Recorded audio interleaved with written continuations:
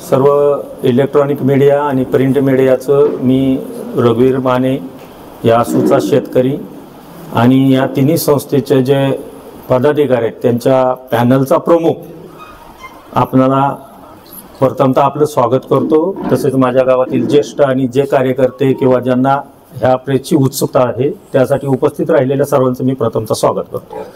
मी आपणाला पत्रकार बंधूंना एवढंच सांगतो की आज पत्रकार बोलवण्यामागचा हा मेन उद्देश आहे की 2 दिवसापूर्वी इलेक्ट्रॉनिक मीडियामध्ये या संस्थेच्या किंवा या गटाच्या विरोधात असणाऱ्या काही लोकांनी संस्थेच्या 15 गुंठ जागेबद्दल एक प्रश्न उपस्थित केला आणि तो प्रश्न उपस्थित केल्यानंतर साहजिकच त्या प्रश्नाला उत्तर देणं ही आमची जबाबदारी वाटते।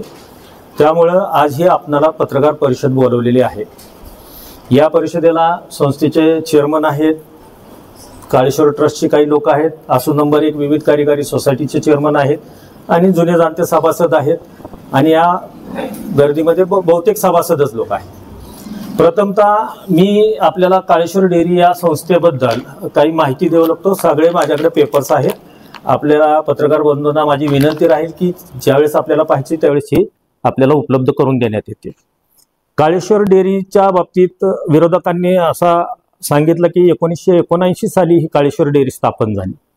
त्यावेळेचे तत्कालीन चेअरमन राजनभाऊ फराटे किंवा त्यावेळेचे व्हाईस चेअरमन झांबरे दादा त्यावेळेचे काही डायरेक्टर होते। तर प्रथमतः मी सांगतो की काळेश्वर डेअरी 1979 ला स्थापन झाली हे निश्चितच खरं आहे। त्यावेळेस काळेश्वर डेअरीने 15 गुंठ जमीन खरेदी केली। ती 15 गुंठ जमीन खरेदीच्या बाबतीत आदरणीय राजनभाऊ फराटे त्यांनी असं सांगितलं की 60,000 रुपये मी दादाराजांना दिले आणि जमीन खरेदी केली आणि नंतर दादाराजांनी माझ्याकडून पैसे घेतले। तर वस्तुस्थिती तशी नाही। या बाबतीत मी आपल्या पत्रकार बंधूंना हा काळेश्वर डेअरीचा खरेदी खत दाखवतो। ओके, आता मी त्याच्यात आपल्याला एक सविस्तर माहिती अशी सांगतो की काळेश्वर डेअरीचे चेअरमन राजनभाऊ होते हे मान्य आहे मला, परंतु 1991 साली राजनभाऊ हे श्रीमंत दादाराजे खर्डेकर यांची पार्टी सोडून दुसरीकडे गेले। 92 साली त्यांनी पंचायत समिती स्वतंत्रपणे दादाराजांच्या गटातून न लढता लढली होती आणि हा जो खरेदी झालाय तो 92 साली खरेदी झालाय। याच्यात तत्कालीन व्हाईस चेअरमन सदाशिव राजाराम झांबरे यांनी दस्त करून घेतलेला आहे। जागेचे मालक बबन बोटरे आणि नारायण बोटरे आहेत। याच्यावर साक्षीदार म्हणून स्वर्गीय दादाराजे खर्डेकर आणि शंकर भुई यांची सही आहे। म्हणजेच चेअरमन असताना व्हाईस चेअरमनच्या हस्ते कागद होतो याचाच अर्थ की त्या तत्कालीन परिस्थितीत राजनभाऊ फराटे हे दादाराजांबरोबर नव्हते आणि याच्या खरेदी खतामध्ये 47,500 रुपयाला हे खरेदी खत करण्यात आलेलं आहे। पेमेंट चेकनी गेलेला आहे। आपल्याला हा दस्त उपलब्ध आहे। मी आपल्याला साधारणतः हे दाखवतो, तुम्ही झूम केलं तर तुम्हाला इथे दिसेल ही चेक पेमेंट आहे 47,000। मग ह्या खरेदी खताशी माननीय ज्येष्ठ नेते राजन दिनकर फराटे यांचा संबंध कसा आणि त्यांनी जो 60,000चा आकडा सांगितलाय तो आला कुठून? चेकनी पेमेंट झाले हे तर आपल्या पत्रकारांना मी दाखवतो, याची कॉपी आपल्याला मिळेल, त्याच्यात वाद नाही। म्हणून भाऊंना मला एवढं म्हणायचं आहे की ठीक आहे तुम्ही संस्थेसाठी काम केलं असेल पण असे पुरावे नसताना आरोप करू नका आणि जर आपल्याकडे असा काही पुरावा असेल तर नक्की आम्हाला उपलब्ध करून द्या। आपण ज्येष्ठ आहात, आपण गावासाठी काहीतरी कार्य केलंय त्याचा आम्हाला आदर आहे। फक्त वयामानाने काही लोक विस्मृतीत जातात, त्यामुळे कदाचित असं घडलं असावं असं माझं वैयक्तिक मत आहे। दुसरा त्यांचा मुद्दा होता की सचिव, आता ह्यांनी आरोप जे केलेत मला एक सांगायचं, ह्यांनी जो आरोप केलाय हा साधारणतः 2022-23चं एक डॉक्युमेंट्स त्यांच्या हाती पडलं। डॉक्युमेंट्स म्हणजे काय? 2022-23चा ऑडिट रिपोर्ट। हे मी सगळे ऑडिट रिपोर्ट आपल्याला दाखवतो, याची प्रतही आपल्याला मिळेल, आपण जिथं जिथं आवश्यक आहे तिथं मागून घ्यावी। ह्या ऑडिट रिपोर्टनुसार 22-23च्या इथे श्रीमंत धीरेंद्र शिवरूप राजे निंबाळकर हे सचिव दाखवले, बरोबर आहे। त्याच्यानंतर त्यांनी त्यातच मुद्दा असा उपस्थित केला की सचिवांना पेमेंट 47,000 रुपये दिलेले आहेत स्वतःच्या मुलाला. This is a liability column. If you know better, this is a liability column.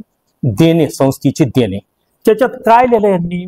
March माहे 2023 अखेर सचिव यांना पगार देणे आहे, दिला नाही. आता त्यांचं जर म्हणणं आहे की त्यांच्याकडे असा काही पुरावा आहे का त्यांनी धीरेंद्र राजेंना पेमेंट केलंय, तर मी त्या संस्थेचं हे बँक स्टेटमेंट आहे 2010 ते 2025. यात 1 रुपया 9 पैसा संस्थेने कुठल्याही सचिवाला दिलेला नाही. त्यामुळे हा जो आरोप केलाय श्रीमंत देवरूपराजे यांच्यावर बिनबुडाचा आरोप आहे. आता मी तुम्हाला एक त्यांना आव्हान तुमच्या माध्यमातून करतो, जर 47,000 पेमेंट तुम्ही धीरेंद्र राजेंना दिलं, हा जो बेछूट आरोप केलाय, बिनबुडाचा आरोप केलाय, तो जर तुम्ही अजूनही सिद्ध केला तर येत्या 15 दिवसात सिद्ध केला तर धीरेंद्र राजेंना मी सांगतो त्यांच्या कष्टाचे, त्यांच्या नोकरीतलं 47 लाख रुपये त्या माणसांना देण्यात यावे. 47 लाख आहे त्यांच्या दम. नाही तर त्यांनी 15 दिवसात प्रूव्ह नाही केलं तर त्यांनी मीडिया समोर जाहीर माफी मागावी, अन्यथा कायदेशीर कारवाईला तोंड द्यायची तयारी ठेवावी. बिनबुडाचे आरोप करू नयेत, हा मला त्यांना विनंती व सल्ला आहे. त्याच्यानंतर त्यांचा पुढचा होता जमीन विक्री, जो महत्वाचा कळीचा मुद्दा आहे. बरोबर आहे. जो आरोप केला तो 2022-23च्या ह्याच्याप्रमाणे. आता आरोप काय केलाय की आसूतला एक आका बोका अशी जी संस्कृतीत आपल्या बसत नाही अशा प्रकारची जी भाषा वापरली की आपल्या फलटण, आपल्या राजघराण्याचं संस्थानिक फलटण आहे, इथं अशी भाषा शोभत नाही असं माझं वैयक्तिक मत आहे. तर अशी भाषा त्यांनी कृपा करून वापरू नये, कमरखालचं बोलू नये. अंडर द बेल्ट कोणालाही अलाउड नाही, तसं कायद्याने किंवा संविधानाने जरी अधिकार दिला तर त्याला मर्यादा आहे. आता हे त्यांनी सांगितलं जमीन विक्री केली. हे तुमचे दोन्ही अहवाल आहेत 23, 24, 24, 25. यात मला श्रीमंत शिवरूपराजे किंवा श्रीमंत धीरेंद्रराजे कुठेही डायरेक्टर पदावर अथवा सचिव पदावर दिसत नाहीत. आरोप करताना काय केला? 2023चा बॅलन्स शीट. आत्ता कुठलं साल चालू आहे पत्रकार मित्रांनो? 25-26चे ऑडिट संपले. ह्यात आहे का हो? नाही. हे ऑडिट रिपोर्ट आहे साइन्ड बाय द अथॉरिटी आणि which is submitted to the government department. मग हे आरोप कशासाठी? तर हे आरोप याच्यासाठी आहे की ज्यांनी आरोप केले अशा लोकांची आसू नंबर 1 कार्यकारी विविध संस्था इथून काही कर्ज घेतली होती. ही थकबाकी होती. 2021ला काही लोकांनी कर्ज घेतलं आणि ही थकबाकी संस्थेने वारंवार मागणी केली तरी ह्यांनी भरली नाही. आणि त्यानंतर हे प्रकरण AR कडे जातं, AR त्याची 101 काढतं आणि बँकेकडे जातं. संस्था काय हो? सहकारी संस्था कमिशन बेसिसवर काम करते. डॉक्युमेंट्स गोळा करणे शेतकऱ्यांचे आणि बँकेला सबमिट करणे. सहकारी संस्था काय कर्ज वाटप करते का? पैसा बँकेचा असतो, थ्रू संस्थेच्या वाटला जातो. मग आता हे प्रकरण बँकेत गेल्यानंतर ह्यांचं म्हणणं की ह्यांनी राजकीय हेतूने आमचे लिलाव काढले. पत्रकार मित्रांनो, माझ्या माहितीप्रमाणे बँकेत 21 संचालक आहेत, एकटे शिवरूपराजे नाहीत. कृपा करून माझं अज्ञान असेल तर आपण मला सावध करा.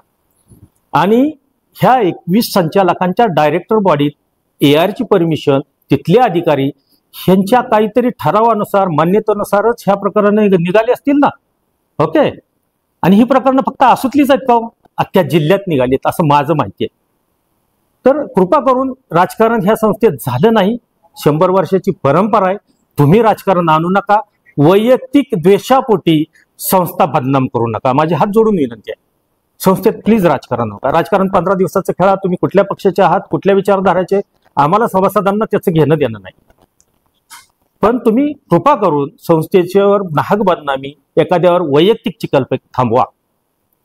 तुमच्या स्वतःचे कर्ज किंवा असे काहीतरी लक्ष डायव्हर्ट करून तुमच्या जप्ती थांबतील तर हा चुकीचा समज आहे. संस्थाही चालल्या पाहिजे, वेळेवर कर्ज मिळालं पाहिजे, वेळेवर भरलं गेलं पाहिजे.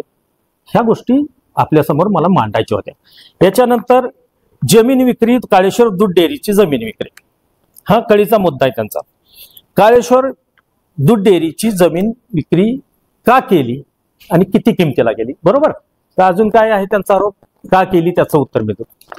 महाराष्ट्र सहकार अधिनियम 1960च्या कलम 102 नुसार आपले आता नवीन आलेले आयुक्त माहित आहेत आपल्याला, नवीन आयुक्त आले तुकाराम मुंडे साहेब. या कलमान्वये त्यांनी काय केलं, ज्या संस्था कागदोपत्री जीवित आहेत परंतु उद्दिष्ट पूर्ण करत नाही अशा संस्था लिक्विडेशन मध्ये काढायच्या आणि त्या जमिनी ही सरकारी दप्तरी जमा करून घ्यायच्या. आपण माहिती घ्या सातारा जिल्ह्यात अशा किती झाल्या. मी सकाळी साधारणतः माझ्याकडे माहिती आली, तर सातारा जिल्ह्यात अशा बऱ्याच संस्था आहेत. एक मिनिट, मी तुम्हाला ती आकडेवारी देतो. अंदाजे बोलतो, 500 संस्था लिक्विडेट झालेल्या ज्या कागदोपत्री जीवित आहेत पण त्यांनी त्यांचं उद्दिष्ट पूर्ण केलं नाही.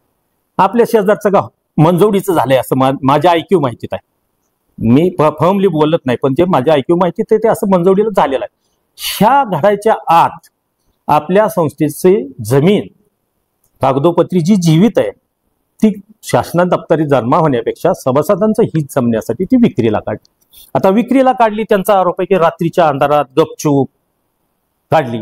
माझं असं मत आहे, मला कायदा माहित नाही म्हणून मी गुन्हा केला हे कायद्याला मान्य नाही. म्हणजे पेपरला आलेली प्रत्येक गोष्ट वाचली जाते असं कायद्याला गृहीत आहे आणि ज्ञात आहे, बरोबर. एखादी डिमांड नोटीस इलेक्ट्रॉनिक मीडियातर्फे एखाद्याला पाठवली, समन्स पाठवलं तर त्याला मिळालं असं गृहीत धरलं जातं आणि असा GR आहे शासनाचा आणि तसे कायद्यात बदल शासनाने केलेले आहेत. तर ही जमीन विक्रीला काढण्यासाठी त्यांनी बाकायदा ऐक्य केला.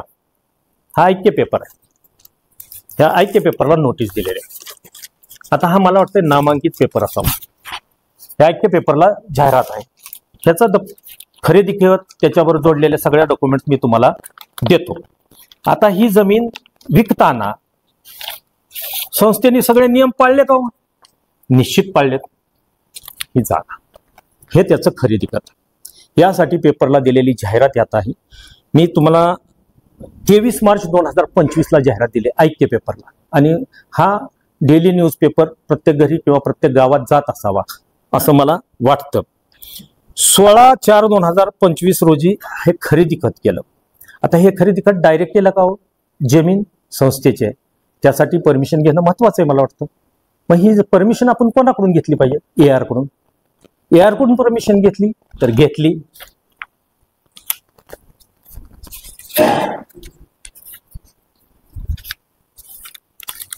दिस is AR permission. Okay, AR कडून परमिशन घेतली का? घेतली. शासनाने व्हॅल्युएशन रिपोर्ट दिला का? हा व्हॅल्युएशन रिपोर्ट. मिनिमम तुम्ही ही जागा एवढ्याला विकली पाहिजे. मग तुम्ही काय केलं? संस्थेने टेंडर मागवले. आले का हो टेंडर? आले. संस्थेच्या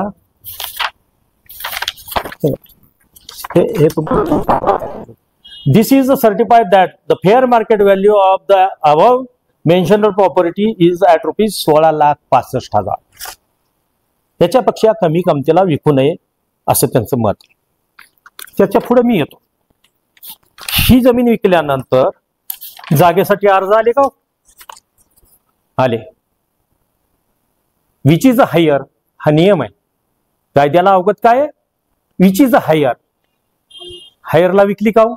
तर विकली. आता ही जाहिरात तुम्ही सांगता ती त्या दस्तालाच जोडलेली.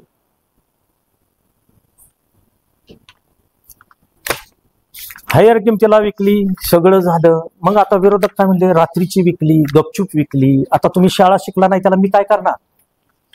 तुम्हाला पेपर वाचायची सवय नाही त्याला मी काय करणार? बरोबर ना. तुम्हाला फक्त मोबाईल मध्ये ह्याला शिवाय दे, त्याला अंगठा दे, त्याला काहीतरी म्हण, याच्याशिवाय जमत नाही, त्याला मी काय करणार? तुम्ही अभ्यास करा. लोकशाहीने त्यांना अधिकार दिलाय, 100% दिलाय. संविधानाने अधिकार दिलाय. त्या मार्गे तुम्ही भांडायला पाहिजे होतं.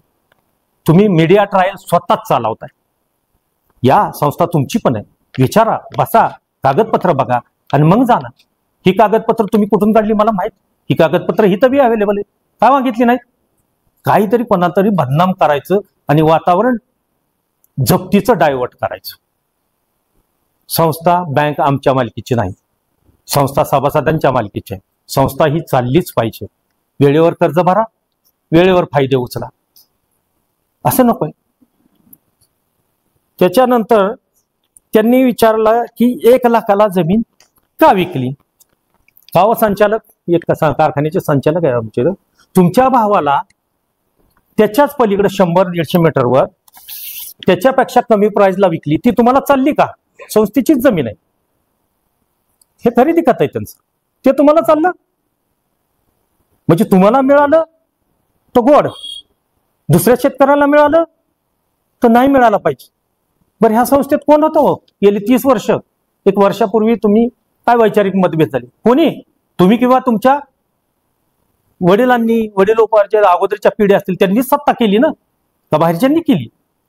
हे दुखणं सर्वसामान्य घरातला माणूस हातपाजाव बसायला लागला, हे दुखणं आहे, हे राजकारण आहे, बिनबुडाचे आरोप आहेत, असे त्यांनी मला कागद दाखवावीत.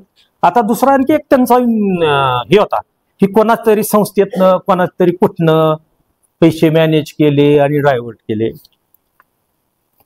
ज्या शेतकऱ्यांनी जमीन घेतलं त्याचं हे बँक स्टेटमेंट मी हायलाइट केलंय, तुम्हाला मिळतील सगळी कागदपत्र. त्या खरेदी खात्यात वाचलं 70,000 त्यांनी टोकन दिलेलं होतं, तर 75 का 70 मी एक्झॅक्ट बघून सांगतो. आणि ही त्याची 16 लाखाची एंट्री. शेतकरी इथं उपस्थित आहेत. जाकीरबाई, तुमचा ऊस पीक जातो, किती टन जातो? किती वर्ष झालं शेती करताय? हे तुम्हीच पेमेंट केलंय ना? Is that clear? आता मला सांगा, ही जमीन मी सहकार कायद्याचा कलम सांगितला, ही जमीन सेफगार्ड केली. उद्या तुम्हाला जर संस्थेने माघारी जमीन मागितली तर केवढ्याला देणार? आहे त्या किमतीला देणार का वाढीव किमतीने देणार? वाढीव म्हणजे किती वाढीव? म्हणजे ही संस्थेला परत जमीन मिळणार आहे, हे तर झालं. आम्ही जमीन सेफगार्ड केली, लिक्विडेशन पासून वाचवली, आणि त्या पैसे जे आलेत हे संस्थेच्या अकाउंटला आहेत, कोणाच्या घरात खिशात नाही. हा जनतेचा पैसा आहे, कोणाच्या घरात नाही. कोणी इथं श्रीमंत म्हणून त्याच्या घरात घालण्यासाठी आम्ही संस्था चालवत नाही, हे लक्षात घ्या पत्रकार मित्रांनो. दिशाभूल सभासदांची करू नका. माझं राजकीय कुठंही स्टेटमेंट नकोय मला, सभासदांची दिशाभूल करू नका. ही पत्रकार परिषद मी कोणाला खजवायला आणि कोणाला हे करायला नाही घेतली. तर माझे सभासद प्रत्येक वेळेस मला फोन करतात, या बिचाऱ्या चेअरमनला फोन करतात, मग एकदा होऊ दे पत्रकार. बरं, हे पण मी केलं असतं घरातल्या घरात बसलं, त्यांनी अख्ख्या तालुकाभर केलं. माझ्या संस्थेचं नाव आमच्या बदनाम केलं, गावाचं नाव बदनाम केलं. तुमच्या स्वार्थी राजकारणापोटी प्लीज कुठल्याही संस्था त्यात वळू नका, माझं सगळ्यांना विनंती आहे. कारण संस्था ह्या शेतकऱ्याच्या संसाराशी निगडीत आहेत, तिथं राजकारण करू नका. याच्यानंतर मी दुसरा प्रश्न येतो की आमच्या, हो आता एक राहिलं, ते एक जुने आमचे तिथं वतनदार आहेत, त्यांनी त्या मीडियाला सांगितलं की मी 10 लाखाचं गिऱ्हाईक आहे माझ्याकडं, मी आज चॅलेंज येऊन त्याला जाहीर आवाहन करतो, 1.5 कोटी घेऊन ये, उद्याच्या उद्या तुला जमीन देतो. बोलायचं म्हणून बोलायचं नसतं, करून दाखवायचं असतं. संस्थेचा फायदा होतो ना, घेऊन ये, उद्या त्या जाकीरबाईला विकायला होतो आम्ही जमीन. 1.5 कोटी रुपये तुम्ही देणार असाल, उद्या जमीन देतो. मथळा दिलाय, 75 लाखाची जमीन 16 लाखात दिली, आणि वर आत बाईट काय 10 लाख रुपये गुंठ्याने आमच्याकडे गिऱ्हाईक घेऊन या. संस्थेचा फायदा आहे, शेतकऱ्याचा फायदा आहे. तुम्हाला कुठं नाही म्हणलंय, तुम्ही बी संस्थेचं सभासद आहात, तुम्ही या संस्थेत कष्ट केले, पद भोगल्यात, तुम्हाला कुठं आम्ही अडवलंय. फक्त कोणतरी नको आणि मला कुठंतरी चमकायचंय म्हणून कोणावर तरी चिखलफेक, हे प्लीज थांबवा. आम्हाला सगळ्यांबद्दल आदर आहे, फलटणच्या गादीबद्दल निनांत आदर आहे, सातारच्या गादीबद्दल निनांत आदर आहे, आसूच्या गादीबद्दल पण निनांत आदर आहे, रणजित दादांबद्दल निनांत आदर आहे. आम्हाला राजकारण नाही करायचं, आम्हाला शेतकरी सुधारवायचं. राजकारण करणारे करतील त्या परीने करतील, पण उगीच चिखलफेक नका करू. अजून दुसरा हे सोसायटीचं द्या, 1 मिनिट. हे म्हणतात जाणून बुजून, नाही माझ्याकडे जाणून बुजवून आमच्या 5 जणांचे लिलाव, 1 जणाचा लिलाव काढला. त्यात 5 जण आहेत आमच्या आसूतले. टोटल मला वाटते 900 जणांचे लिलाव अख्ख्या सातारभर काढलेत. त्यात बडे हस्तींच्या शेजारचे आहेत, लांबचे आहेत, काय आहेत, मला त्यात फलात शिरायचं नाही. पण ज्यांनी जे लिलाव काढलेत त्यांची अमाऊंट सांगताना ते मार्केटला वेगळी सांगतायत आणि इथं वेगळे. 2021 पासून यांनी 60 महिने झालं एकही हप्ता भरला नाही. संस्थेने काय करायचं बरं? डायरेक्ट जप्ती येते का हो? पत्रकार मित्रांनो, तुम्ही तुमच्याकडे जाहिराती येतात, कुठलीही जप्ती ही डायरेक्ट येते का? नाही येत. नोटीस येते, रिमाइंडर येतं, परत एकदा रिमाइंडर येतं, लोक घरी येऊन रिक्वेस्ट करतात, त्याच्यानंतर हे प्रपोजल AR कडे जातं, AR सँक्शन देतं आणि मग नोटिसीला सुरुवात होते. कुठलीही नाही. Opportunity being to be heard हे प्रत्येक कायद्यात आहे. नॅचरल जस्टिस प्रत्येक कायद्यात आहे. त्याचा बियॉन्ड द लिमिट तुम्ही जर गैरफायदा घेणार असेल तर संस्था डबघाईला येते आणि तोंड बघून काम करायचे नाही येत. संस्था ही उद्या माझं थकलं माझा लिलाव होणार आहे, तुमचं थकलं तुमचा लिलाव होणार आहे. श्रीमंत गरीब बघितला जात नाही इथं, तोंड बघून कामं होत नाहीत. म्हणूनच 100 वर्ष बिनविरोध आहे, म्हणूनच अवर्गवारी आहे, म्हणूनच सगळं व्यवस्थित चाललंय. मग हे कशासाठी? चिखलपेक कशासाठी? या ना, तुमची संस्था आहे, येऊन भरा पैसे, हा मोकळे, काय प्रॉब्लेम आहे? आपण कर्ज काढलंय, आपण फेडाय नको? पगाव फेडणार आहे आणि कोणालाही जाणून बुजून टार्गेट केलेलं नाही. हे अख्ख्या सातारा जिल्हा बँकेने केलेली कारवाई आहे. त्या सोसायटीचा काय संबंध? कमिशन बेसिसवर सोसायट्या काम करतात.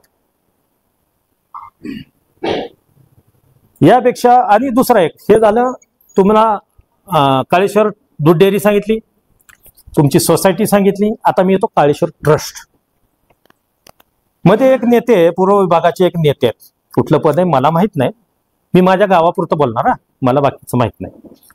हे म्हटले की ट्रस्टला निधी येतोय पण ट्रस्टी अडवणूक करतायत, ग्रामपंचायतला जमीन वर्ग करून देत नाही, त्यामुळे निधी अडकला. माझ्या मित्रा, मी तुला एक सांगतो, ज्यावेळेस कुठल्याही देवस्थानला निधी येतो शासनाचा, त्यावेळेस ते देवस्थान हे तीर्थस्थळ म्हणून डिक्लेअर व्हावं लागतं, असं माझं माहिती आहे. मला काय सगळ्याच कायद्याचा अभ्यास आहे असं नाही. आणि ज्यावेळेस जमीन वर्ग करायची असती त्यावेळेस त्याला संमती लागते ट्रस्टींची. ट्रस्टी कोण आहेत? मालक आहेत का रखवालदार आहेत? ट्रस्टी इज रखवालदार, त्यांच्यावर ट्रस्ट ठेवली. मालक कोण आहे? विश्वस्त. ते कुठं बसतात? जिल्ह्याच्या ठिकाणी. त्याची परमिशन घ्यायला हवी का नको? आम्ही असं असं करतोय, मीडियात टाकून द्यायचं. ट्रस्टी अडवणूक करतात. काय अडवणूक केली? ये ना, बस ना, ट्रस्टी आहे तिथं. मग त्यात काय लिहायचं? ट्रस्टींना हाताखालनं काढीन. ट्रस्टी नालायक आहेत. ट्रस्टीचं वय माहिती आहे मित्रांनो आपल्याला? ट्रस्टी एकही 75च्या आतला नाही. शेजारी बसलेत, एक ट्रस्टी आजारी आहे, एक ट्रस्टी वस्तीवर दुसरा आजारी आहे, एक गावात राहत नाही, एक दादाराजे स्वर्गीय झाले ते गेले, त्यांना हाताखालनं काढण्याची भाषा. मला रामराजांना एक फळकळीची विनंती आहे, निनांत आदर आहे, राजकारणच्या परीने जुन्या लोकांचे तरी मानपान ठेवायला तुमच्या कार्यकर्त्यांना शिकवा प्लीज. मी विनंती करतोय, हात जोडलेत, हात उघडायला भाग पाडू नका. तुम्हाला आम्ही विनंती करतोय बघ, त्यांना दापा.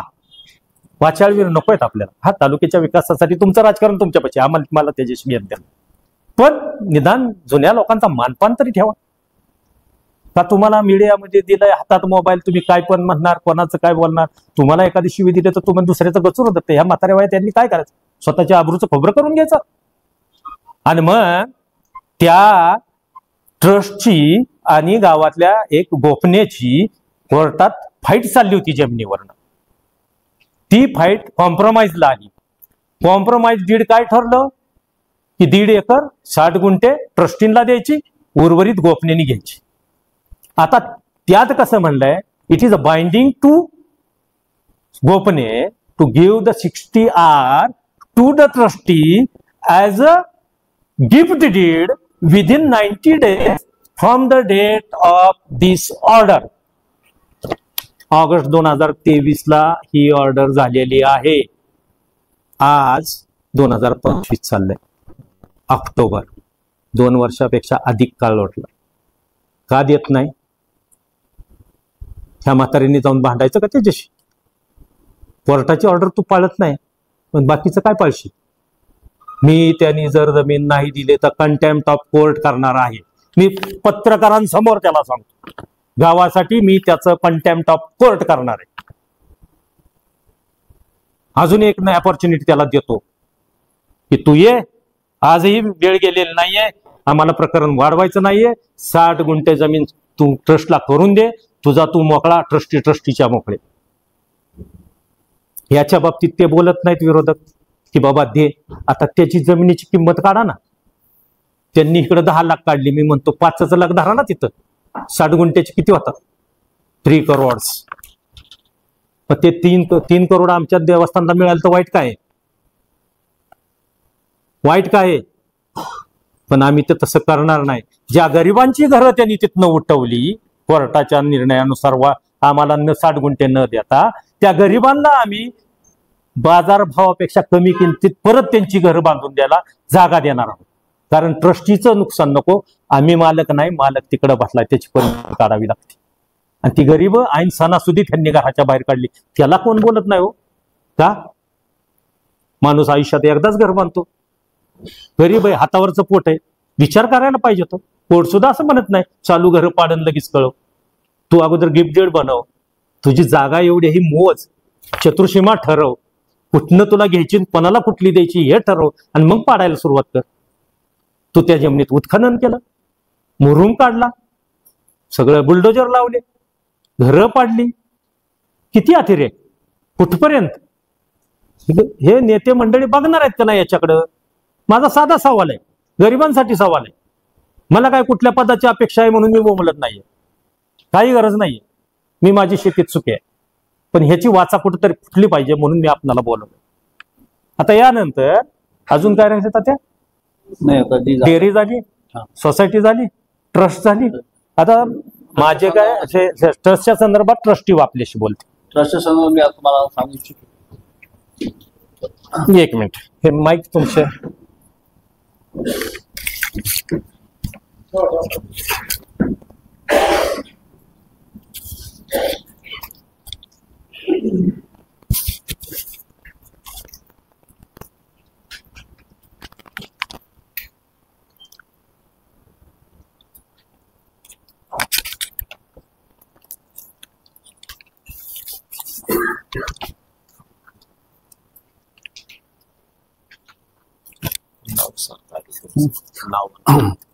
मी कृष्णात लक्ष्मण फुले, माजी सरपंच असो, मी ट्रस्टीचा डायरेक्टर आहे. माझ्या माहितीप्रमाणे ही काळेश्वर देवस्थान जी स्थापन झाला तो 79-80 दरम्यान तो झालेला आहे. त्याच्यानंतर आम्ही त्याचा व्यवस्थितपणे त्याचं काम करत होतो. ज्यावेळेस ही गोपने आणि काळेश्वर यांची केस उभा राहिली त्यावेळेस दादाराजे आणि धांबरे दादा यांनी स्वतःच्या खर्चाने 20 वर्ष ही केस चालवली. पुढं ते केस काय कारणामुळे आम्हाला ज्या आमचे निकाल उलटे गेले, मग दादाराजे गेल्यानंतर एक केस कुणी चालवायची म्हणून आम्ही कॉम्प्रोमाइजला बसलो. कॉम्प्रोमाइजला बसल्यानंतर ज्यावेळेस ही जागा आम्ही कॉम्प्रोमाइजला बसलो, ठरले हो किती द्यायची आणि किती घ्यायची. तो 55 गुंठे क्षेत्र जिथं आपली वस्ती सध्या होती, आता नाहीये, ती जागा आम्ही सिलेक्ट केली. कारण बाकीचे म्हणलं आता जर आपण वेगळी जागा घेतली, जमीन घेतली 1.5 एकर, तर पुन्हा त्या लोकांचं स्थलांतर होईल, लोकांना पुन्हा त्रास होईल. पण लोकांच्या सिक्युरिटीसाठी आम्ही ती जिथं लोकांच्या वस्त्या होत्या, स्वतः मोळकांची वस्ती आहे, आणि लहान लोकांच्या वस्त्या त्या पक्की घरं आहेत, त्या घराची जागा आम्ही सिलेक्ट केली. आणि त्यांना लोकांना सांगितलं ज्यावेळेस ही संस्थेची जागा कोर्टाच्या नियमाप्रमाणे आम्हाला मिळेल त्या ठिकाणी तुम्हाला परमिशन करून मी तुम्हाला जागा नॉमिनल किमती करू शकतो, तुमची घरं मी उठवणार नाही. परंतु जसं आपण सांगितलं, कोर्टाच्या ज्यावेळेस आम्ही कोर्टामध्ये गेलो त्यावेळेस आमच्या ट्रस्टीला प्रत्यक्ष धांबरेदादांना डायफर घेऊन जावं लागलं. कारण आता खरं तर धांबरेदादा हे आमच्या गावचे त्याचे दैवत सारखे आम्हाला आहे, त्याला होती आतापर्यंत आहेतच. कारण त्यांचं देवाबद्दलचं असणारं जे काय कॉन्ट्रीब्युशन आहे खूप मोठं आहे, त्यांना गाव कधी विसरणार नाही. पण दादाराजांनी दोघांनी स्वतःच्या खर्चाने 20 वर्ष त्यांनी कोणाला पैसा मागितला नाही आणि आम्ही कोणी त्याला दिले नाही. परंतु हे एवढं त्यांनी मोठं काम केल्यानंतर दादाराजांनी ते चालवायचं कसं पण आम्ही परत कॉम्प्रोमाइजला बसलो. विषय असा आहे की आम्ही ज्यावेळेस ती जागा जे लोक राहतात ती आम्ही घेतली होती, पण ती घेतल्यानंतर जसं कॉम्प्रोमाइज झालं तसे ऑर्डर झालेली आहे, ते आपल्याला दाखवलेच आहे. आमच्याकडे ऑर्डर सोय आहे, तुम्हाला दाखवू आम्ही. तर त्या निकालाप्रमाणे त्यांनी 90 दिवसाच्या आत आम्हाला बक्षीस करून द्यायला पाहिजे होतं, पण त्या काळात त्यांनी दिलं नाही. हे 2 वर्ष झालं. परत ती जो लोक राहत होते त्याच्या घराचे खड्डे पाडून, म्हणून उत्खनन करून, लोकांचे घर पाडून लोक त्याचे विस्थापित केलेले आहेत सध्या. आता एखाद्या आयुष्यात जर घर बांधतो त्याचं आयुष्य घर बांधण्यात सामान्य लोक होते ते, त्या लोकांनी त्यांना पूर्ण बेघर केलं. आम्ही त्यावर त्याच्यामध्ये जी वेगळ्या पद्धती ऍक्शन घ्यायला पाहिजे होती आम्ही ते घेतले नाही, कारण कायद्याने काय होईल ते होईल. मग जसं आपण म्हणले तसं गेल्या 1 महिन्यापूर्वी आम्ही कोर्ट ऑफ कंटेंटची प्रोसेस सुरू करून ती दाखलही केलेली आहे. कारण आम्ही 3 ट्रस्टी फक्त राहिलेलो आहोत. मधल्या काळात जे काय चुकीच्या घडल्या असतील त्याबद्दल मी वाचा करणारही नाहीये. पण ह्या गावाला गेले 50 वर्ष मी ह्या गावामध्ये काम करतोय. 76 ते आतापर्यंत 95 पूर्वी सरपंच होतो. आतूनपर्यंत मी गावामध्ये काम करतोय सामाजिक कार्य म्हणून. ह्या गावाला अत्यंत चांगल्या पद्धतीचं वळण आहे, संस्कृती आहे, हे सांगण्याची काही मला गरज नाही. कारण पाटील दाते होते, राजाराम बापू होते, झांबरे दादा होते, कुंडलभाऊ होते. ह्या लोकांनी ह्या गाव खूप मोठ्या पद्धतीने घडवलेलं आहे. आणि ह्या गावाची परंपरा म्हणण्यापेक्षा गावाचे सुसंस्कृत मुलं माणसं अज्जत बाराबळकर आमचं गाव आहे. इथं जात पात मुसलमान भेदभाव आहे तर काही कधी होत नाहीत. अजूनपर्यंत कधी आम्हाला गावाला यात्रेला सुद्धा कधी आम्हाला पोलीस संरक्षण घ्यावं लागलं नाही. एका संघटनेला विरोधक असून सुद्धा एकामेकाच्या बरोबर परवा बंटराजांच्या ज्यावेळेस कार्यक्रमाला बसलो होतो मी, विशाल माने आणि हरचंद पवार, आम्ही समोर बसून त्यांना सांगितलं विशाल तू माझ्यापर्यंत ये, आपण बसूया आणि त्याच्यावर ते कशा पद्धतीने दाखले पाहिजेत, कशा पद्धतीने चर्चा करायची ही बंटराजांच्या कार्यक्रमात मी स्वतः त्यांना बोललोय. म्हणलं आज संध्याकाळी आपण गावात बसूया. ते म्हणले मला काम आहे. म्हणलं उद्या बसूया. त्यांना मला वेळ मिळाला तर येतो. म्हणजे जर स्वतःही बसायचं नाही, चर्चाही करायची नाही आणि मग उगाच काहीतरी कुंभाट रचायचं. आणि विशाल माने ज्यावेळेस माझे पहिल्यांदा आले तेव्हा तात्या आपल्याला अशा पद्धतीनं ट्रस्टचं काम करायचंय. मी त्याला त्या ठिकाणी बोललो. मी म्हटलो नाही मला बाळाला विचारू द्या, शिवापाला विचारू द्या, कारण मला माहिती आहे चांगल्या कामाला आम्ही कधीही विधायक कामाला विरोध करत नाही. राजकीय विरोध वेगळे, मतभेद वेगळे असतील, पण गावात जर एखादं चांगलं काम करणार असेल कुणीही असो तर आम्हाला त्याचा कधी केलं नाही. हे दादांची आम्हाला पहिल्यापासून शिकवण आहे. पहिल्यांदा आम्ही गावाचा विचार करतो आणि नंतर मग आपला स्वतःचा विचार होईल तर नाही होईल. पण त्यावेळेस त्यांना एकतर बसायचं नाही आणि चर्चेला यायचं नाही. आणि दाखले मागायचे. आता दाखल्याचा विषय तुम्हाला सांगतो. त्याने एक फॉर्मॅट मला दिला. तो काय दिला की काळेसर ट्रस्ट करून दाखला द्यायचो की त्या दाखल्यामध्ये असं नमूद केलं सांगितलं त्यांनी की हे कवर्ग म्हणजे समाज देवस्थान करण्यासाठी आम्हाला खाली टिंब कामे करायची. बरोबर, टिंब कामामध्ये काय नवीन दुरुस्ती काय करायची, त्या ठिकाणी काय देऊळ बांधायचं, काय दुरुस्ती काय करायची. मी टिंब कामामध्ये काय करायचे त्यासाठी तुम्ही समक्ष बसू, आपण चर्चा करू, कुठेही करू, सोसायटीमध्ये करू, तुझ्या घरी करू किंवा कुठे करू, पण एकत्र बसल्याशिवाय हे मार्ग टेकणार नाही. गावाच्या बाहेर आपण कोणीच नाहीये. तेव्हा एवढं सगळं बोलून सुद्धा त्यांनी आम्हाला सहकार्य न देता दुसऱ्या दिवशी त्यांचं मीडियामध्ये अशा पद्धतीने जर चुकीच्या पद्धतीने केले असतील त्याला कोणीही म्हणजे ऍग्री राहील असं मला वाटत नाही. त्यामुळं आमच्या मनात कुणाबद्दल किंतु परंतु अजिबात नाही. परंतु ह्या गावातली जर कुणी तर चांगल्या पद्धतीने काम करतं त्याला आम्ही सहकार्य करू. पण चुकीच्या पद्धतीनं आता ह्या गावामध्ये कितपत परिणाम हे मला माहित नाही, नाही झाला. पण ह्या कालच्या ह्याच्यामध्ये जो तालुक्यामध्ये गावाचं जे काय नाव बऱ्यापैकी आम्हाला लोकांचे कॉल्स आले, फोन आले, तेव्हा एवढं तुम्ही जुनी माणसं आहात, जुनी दादांचं काम करणार, जुनी म्हणजे शिवाजीच्या काळापासून मी जवळ आहे. मी कॉलेजला जेव्हा होतो त्या मला मालवराजांचा आशीर्वाद मिळाला, त्यांचे दर्शन मी घेतलेलं आहे. त्यामुळं त्यांच्या घराण्याशी आपला कोणाचा दुरावा आहे असं नाही. पण मधल्या लोकांनी जर काही विष पेरण्याचा प्रयत्न केला तर त्यांनी सुद्धा थोडंसं स्वतःचं कन्फर्मेशन करून किंवा जे काही बातम्या आपल्याला मिळतात ते किती खऱ्या खोटे आहेत त्याची शहानिशा करून त्यांनी सुद्धा आम्हाला मार्गदर्शन करावं अशी माझी त्यांना अपेक्षा राहील. आणि इथून पुढच्या काळामध्ये आमच्या गावाला कोणीही गालबोट लावलेलं गावात कोणीही समजून घेणार नाहीत. ह्या आता आपण म्हणले तसं ज्याला जसं वाटेल तसं बोलू लागला ते गाव आहे. गावात काय एक माणूस काम करत होतो, सगळे गाव एकत्र असेल तर सगळ्या काही गोष्टी करतात. त्यामुळे ह्या गावाची परंपरा खूप मोठी आहे. माझं आपलं जास्त वेळ नाही घेता एवढं सांगेन की आम्हाला सगळं करायचं पण शांततेने कायद्याने करू आम्ही. आम्हाला जर नको त्या पद्धतीने जायला लावलं तर आज उद्योग होत पाहता येतो गेल्यापासून जे असोपर्यंत नको त्या प्रकारच्या कॉमेंट्स व्हायला लागलेत.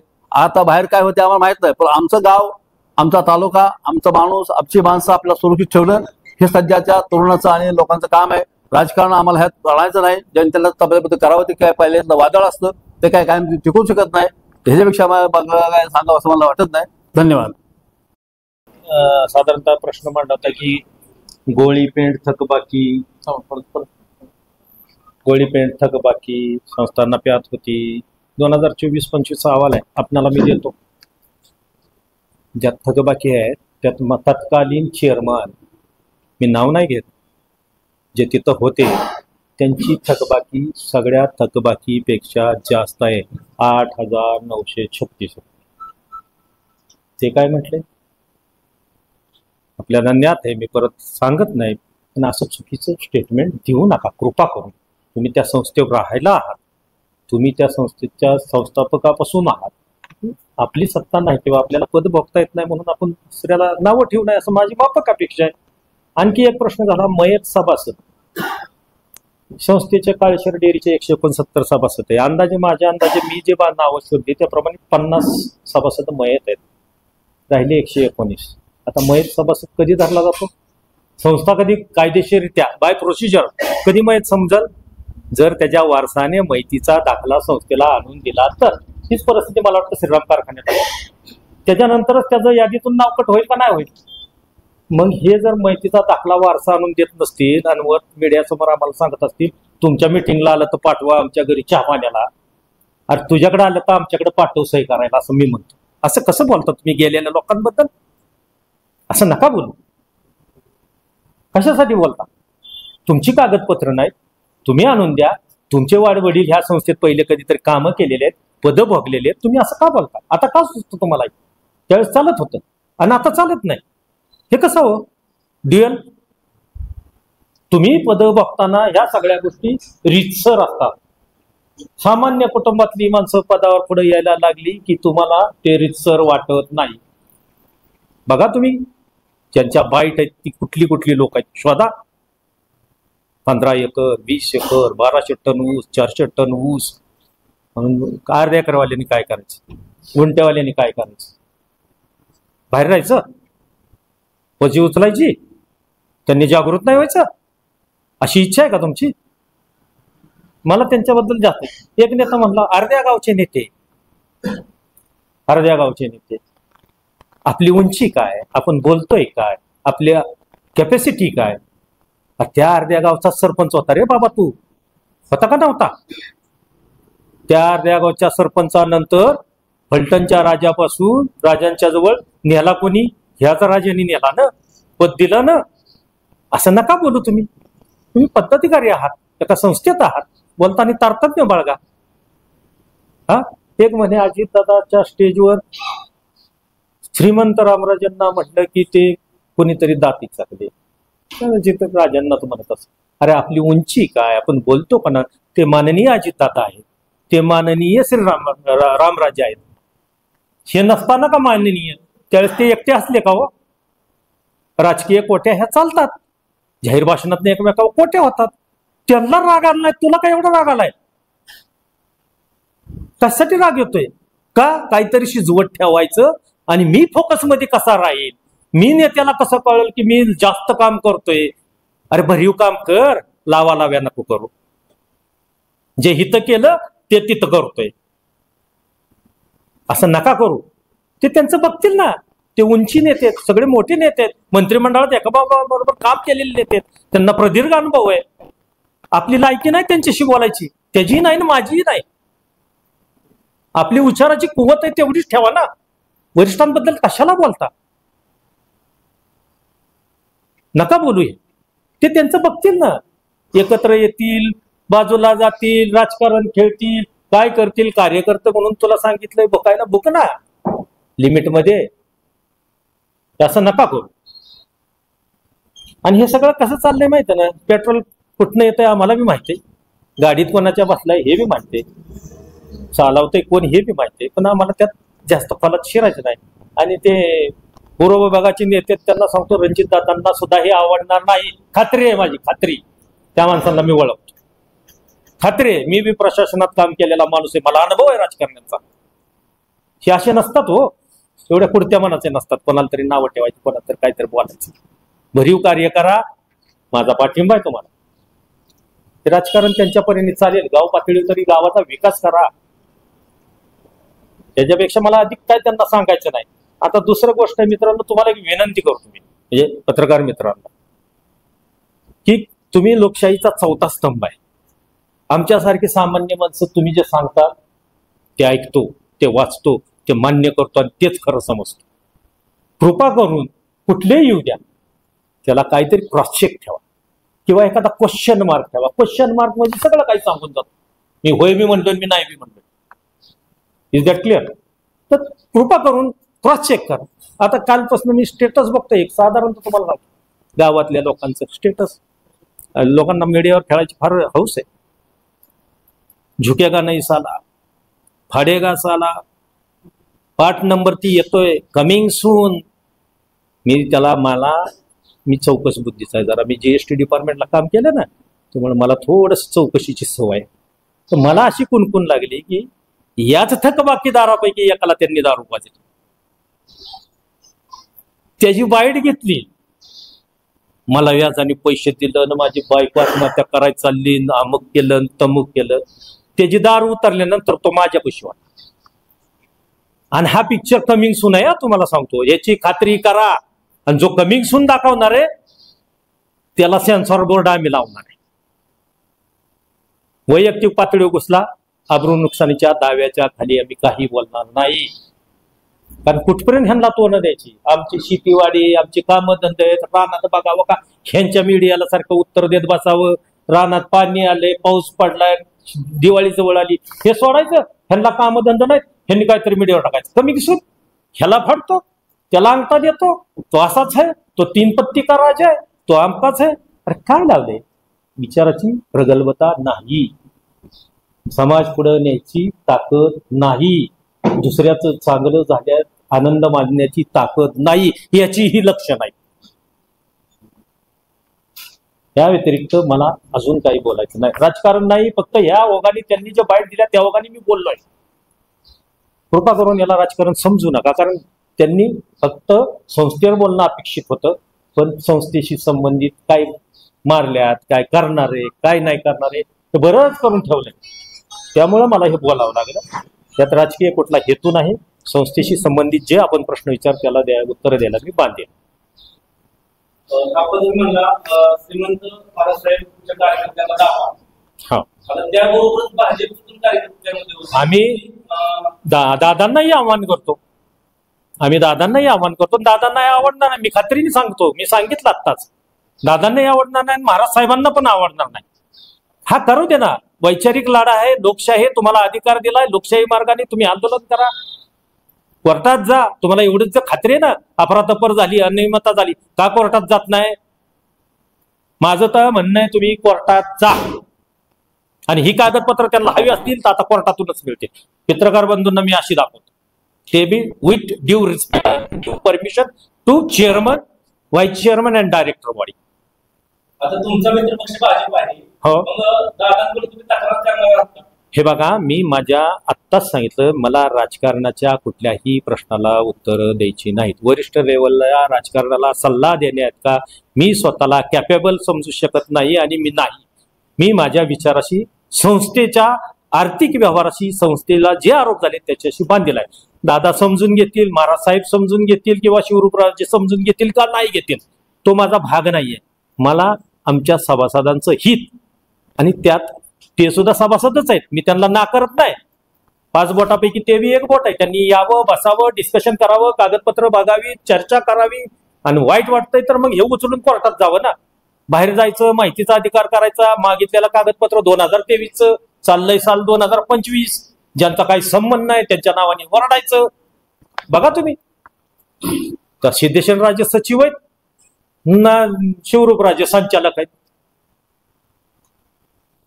शहानिशा, म्हणूनच मी म्हटलं कागदपत्राची शहानिशा करून मग बातम्या द्या. आणि ऑडिट रिपोर्ट 25 पर्यंत आहे.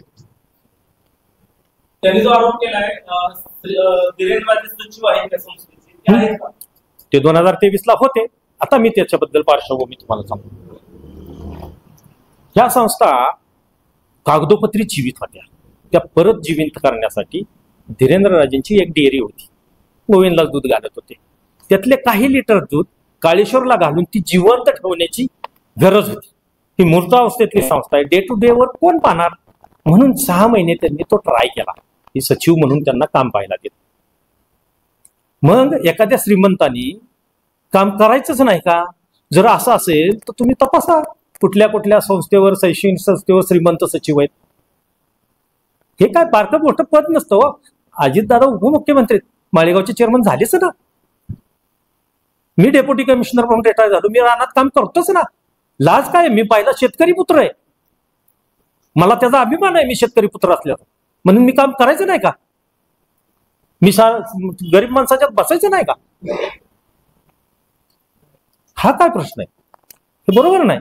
कोणी कुठेही काम करा, तुमचं जर योगदान योग्य असेल आणि तुमच्यामुळे जर संस्था चांगली घडणार असेल तर उच्च नीच श्रीमंत गरीब न बघता त्या संस्थेसाठी भाव देणार असाल तर अवश्य काम केलं पाहिजे, या मताचा मी आहे. 15 गुंठे जागा आहे, हा मी म्हणतात ती 16 लाख रुपयाला विकली, हा त्याची 75 लाख रुपये किंमत होते असं ते बोलतात.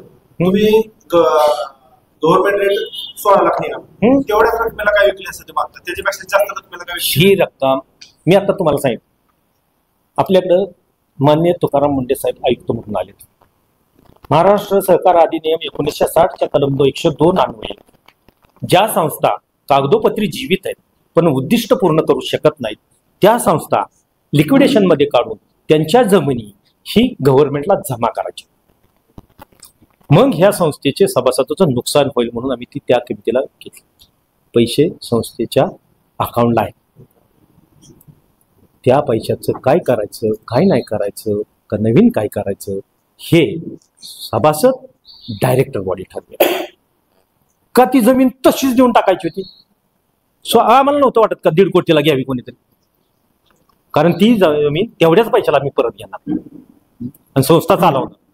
दिलं ना त्यांनी घेऊन, आणि त्यांना जाहिरात दिली ती त्यांना 1.5 कोटीला घ्यायची होती ना. जाहिरात वाचली नाही का तुम्ही? ऐक्यला जाहिरात दिली, वाचली का नाही? 23 मार्चला जाहिरात दिली, 16 एप्रिलला कागद झाला, कायद्यानुसार 15 दिवस निवडून गेले, कागद झाला, नोंद झाली 40 दिवसानंतर. एप्रिल तो आज आहे ऑक्टोबर. काय केलं तुम्ही? सभासद आहात, जागरूक आहात, गावची काळजी आहे, बघायला पाहिजे होतं, ऑब्जेक्शन घ्यायला पाहिजे होतं. त्यावेळेस कुठं होता? जिल्ह्याचा पेपर ऐक्य मला वाटतं नामांकित पेपर आहे, सगळेच नामांकित आहेत. मीडिया ही आमच्या जीवनाचा अविभाज्य भाग आहे. कोर्ट, मीडिया आणि डॉक्टर याच्यावर आमचं सामान्याचं जीवन अवलंबून आहे. तुम्ही जे सांगाल तेच खरं असतं. मग हे पेपर खोटे आहेत का ते मॅनेज केले? रात्रीचा पेपर छापला, अख्ख्या जिल्ह्याचे ऐक्य पेपर घरी घेऊन गेलो असं तर नाही ना. पैसे बँकेतनं गेले, अंधारातनं नाही दिले.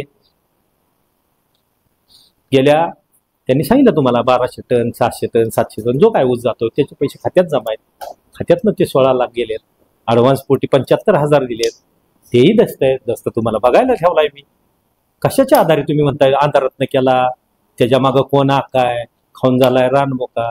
चांगल्या संस्काराची किंवा संस्कृतीची लक्षणं नाहीत, नक्कीच नाहीत.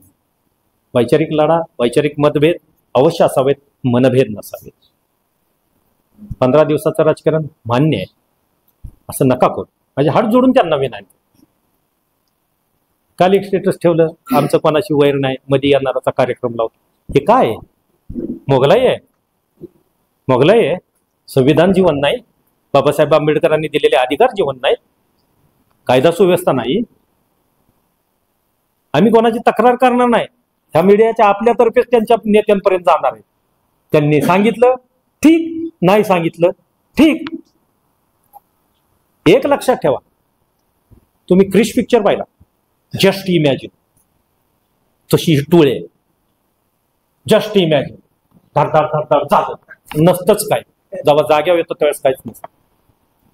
पण एक लक्षात ठेवा, मुन्नाभाई MBBS पण पहा, त्यात तो सांगतो बापूजींनी सांगितलं एका गालावर हाणल्यावर दुसरा गाल पुढे गेला, दुसऱ्या गालावर हाणल्यावर बापूजींनी ते नाही सांगितलं ते ह्यावेळेस घडला, ते घडाल, नक्की घडाल. त्या भ्रमात त्यांनी राहू नये. हा ठीक आहे, सहनशीलता असते तिथपर्यंत ठीक आहे. वैयक्तिक आरोप करू नका. तुमच्याकडे फुल प्रूफ असता अवश्य आरोप करा. ते ना प्रूफचा आरोप करू नका. ठीक नाहीये, गावाच्या दृष्टीने ठीक नाहीये. तुम्ही राजकारण खेळा, मोठे व्हा, पद घ्या, आमचं काही म्हणणं नाही. तुमचे धंदे काय आहेत, तुम्ही काय करता, सगळं माहित असतं. काय करायचं आपल्याला? आपल्या कामात ना आपल्याला वेळ नाही, त्यांच्याकडे वेळच वेळ आहे. ते काढायला लावू नका. प्रत्येकाच्या पुढाखाली अंधार असतो. कोणी सर्वगण संपन्न नाहीये. प्रत्येकात काहीतरी कमीपणा असतो. कामं करतो तोच चुकतो. ती चूक इंटेन्शनली आहे का बा फ्लूक झाली आहे हे पण चेक करा. इंटेन्शनली असेल निश्चित शिक्षा झाली पाहिजे. नजर चुकीने झाली असेल तर आपण समजून घेतली पाहिजे. चूक दुरुस्त होण्यासारखी असेल तर दुरुस्त करून घेतली पाहिजे. का उगीच आपलं मिळालं दाडा, मिळालं दाडा, आपलं असं असं बघू. ते काल एक क्रिकेट महिलांनी असं करायला सुरुवात केली तिकडे धनुष्य मानपत, बघितलं असेल तुम्ही मिळालं. ते असं नकोय. वैचारिक मत अवश्य वैचारिक मतभेद असावेत, त्याशिवाय प्रगती नाही. या मताचा मी आहे. लोकशाही त्याला तर म्हणतात. पण मनभेद नको, मारामारायची भाषा नको, तुला बघतोच म्हणायची भाषा नको, तुला अडवतोच म्हणायची भाषा नको, तुझा कार्यक्रमच लावतो म्हणायची भाषा नको, अशी नकोय. हा, तुम्हाला जे करायचंय फुलप्रूफ करा, लोकशाही मार्गाने करा, भले त्यांच्यावर केसेस करा, थ्रू करा, आत टाका, आमचं काही म्हणणं नाही. जी चूक आहे ती चूकच आहे, त्याला आमचा बी पाठिंबा राहील. पण विनाकारण काहीतरी कुबाड रचायचं, बेसलेस बोलायचं, पुरावा नसताना बोलायचं, लोकांची माती भडकवायची, वातावरण दूषित करायचं, हे नकोय. रोज आपल्याला एकमेकाची तोंड बघायच्यात, एकमेकाच्या शेजारी शेत आहे, सगळे एकमेकाचे पाहुणे रावळेत, लांबची कुठे. असं नका करू. माझी एवढीच विनंती आहे. आता तुमचे प्रश्न विचारा. तुम्ही आता म्हटलं की जमीन परत घ्यायला, हो बरोबर, सगळ्या लिहून घेतलं. लिहून ऍज सच नाही घेतलेलं, पण तुमच्या मीडियासमोर मी तुम्हाला त्यांना विचारलं, जर संस्थेला लागली तर आम्ही त्याच्याकडून घेऊ, नक्कीच घेऊ. नाही म्हणले हो का, एक विश्वास ही कमवण्याची. ते देत नाही म्हटले तर हेल्पलेस आहे. फक्त ते 16 लाख तरी आम्ही वाचवले, शासनाच्या घशात जाणार होती जमीन ती, याचा तरी आनंद माना. आज जर ती लिक्विडेशन झालं असतं ना, मी तुम्हाला सांगितलं, मे बी चेक करा, मे बी मंजुरी आहे, 500 संस्था आहे, तुम्ही चेक, म्हणजे तुमच्या AR बसतात कुठं सातारा निबंधक वगैरे, तिथे चेक करा ते असं आहे का नाही, असं चालू आहे का नाही, का मी मुबम बोलतोय. मग मला ह्यात आनंद आहे की 16-15 गुंठ शासनाच्या घशात सभासदांची जाण्यापेक्षा आज सभासदांचे पैसे सेफगार्ड केलेत.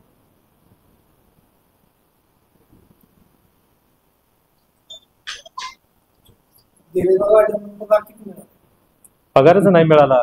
आम्ही सांगितलं ती लायबिलिटी बाजू आहे, देणे आहे, दिले नाही. मी बँकेचं स्टेटमेंट आपल्याला दाखवतो. काय